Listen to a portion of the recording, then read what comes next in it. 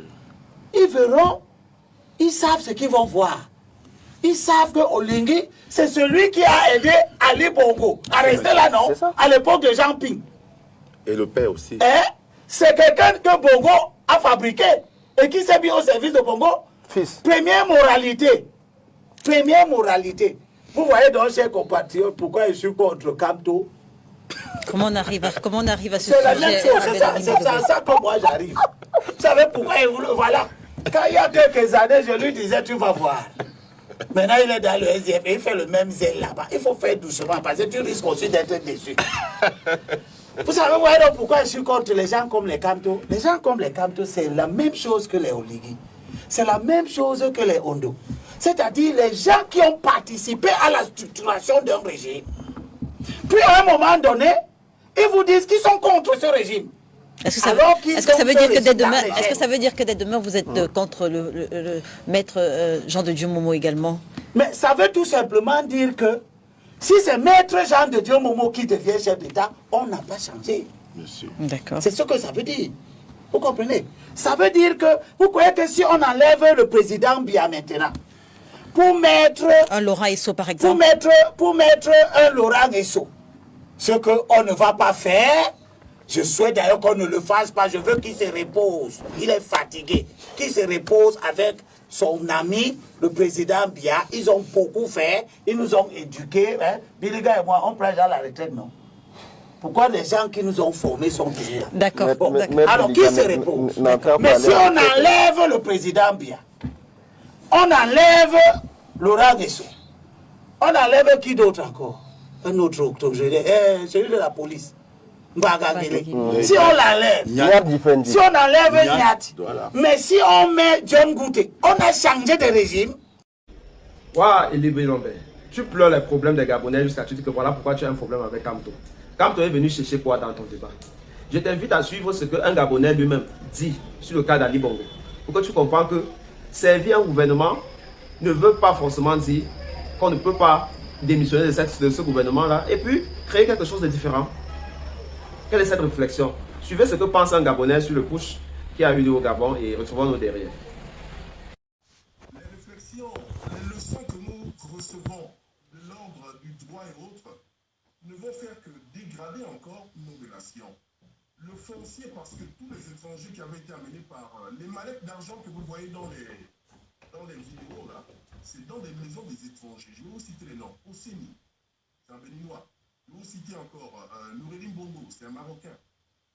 Ils ont été adoptés. Et la plupart, à Condressi et tout le reste, ce sont des étrangers qui ont pris la nationalité de façon rapide, sans enquête de moralité. Et ils sont détenteurs de plusieurs hectares, de plusieurs immeubles, hôtels au Gabon. Le Gabon était devenu un pays complètement dominé par l'étranger. Alors aujourd'hui, ce président, il nous amène un début de restauration, un début de retour à la dignité, un début de ce sentiment de se sentir fier d'être gabonais, de se sentir chez soi au Gabon. Le coup d'État au Gabon n'a pas la même ambiance au Burkina ou encore au Niger. Donc, le foncier et la nationalité, c'est pour fermer les portes.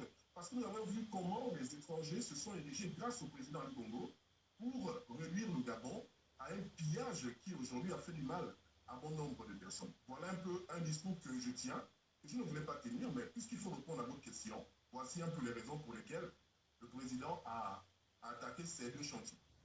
Merci. Merci beaucoup Sylvestre pour ces précisions. Je vous le rappelle, le président, le général Oligui a évoqué le problème foncier et cette nationalité, il faut revoir. Voilà, on va sortir l'émission, voilà. Nous en sommes l'émission, espérons qu'on se trompe. Mais quand j'écoute Sylvestre évoquer sur un plateau comme Equinox que le président Ali Bongo n'est pas gabonais, ça conforte mes craintes. J'en ai terminé. En tout cas, on était là pour faire une analyse. Et je crois que du début de l'émission jusqu'à date, je n'essaye que de faire cela. Je crois que je suis resté cohérent et républicain et même objectif dans ma démarche scientifique. Je n'ai jamais prononcé le nom d'un pays, je n'ai jamais prononcé le nom d'un individu. Je fais une analyse. Mais il faudrait que lorsqu'on vient sur un plateau de télévision, qu'on s'arme des arguments. et non contre des subterfuges pour avoir des discours populistes, pour avoir de l'affect. C'est très dangereux lorsqu'on veut construire une nation. Je préfère sortir là pour dire qu'en réalité, la question foncière, la question de la nationalité, c'est une question camerounaise qui se débat chaque jour. Pour dire que les mêmes problèmes du Cameroun sont les mêmes problèmes de là. Mais lorsque nous sommes sur un plateau de télévision, je souhaite davantage qu'on puisse avoir des arguments et non trouver des subterfuges pour faire des discours populistes pour gagner les cœurs. Non, c'est très dangereux lorsqu'on veut construire une nation. Je préfère m'arrêter là. C'est très dangereux. Tout le monde préfère s'arrêter là. Merci. Voilà, merci à vous. Voilà, merci. Tout le monde préfère s'arrêter là. Ça, c'est dommage. Comment? C'est dommage.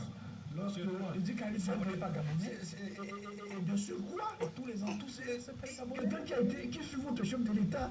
Comment cet argument n'a pas été évoqué par le passé? Et vous l'avez écouté subtilement. Il dit par le colonial que mieux l'époque d'Ali, mieux l'époque du grand-père, mieux l'époque du Mabou que d'Ali Bongo. Il a dit ça. Que les 42 ans du père étaient mieux par rapport aux 14 ans du fils. Et il revanchait en disant que... Qui parle. Pourquoi vous Je n'ai pas dit non. Voilà. C'est une point de vue. On a respecté, non? Pourquoi alors, de notre point de vue, il sort de là, il n'apporte pas les arguments. Il n'argumente pas sur le débat, il parle autre chose. Monsieur Olivier donne son point de vue. Il donne son point de vue, pas sur les arguments contradictoires. Il apporte des éléments qui n'ont rien à voir avec le débat pour avoir de l'affect. Il dit que ce n'est pas sérieux lorsqu'on fait un débat contradictoire. Ali Bongo fut et est Gabonais. Même s'il n'est plus chef de l'État. Un peu de responsabilité pour lui. Merci. Voilà, madame, monsieur, nous sommes arrivés au terme de ce numéro. Et qui nous se retrouve demain à partir de 19h. Bonsoir. Angodji.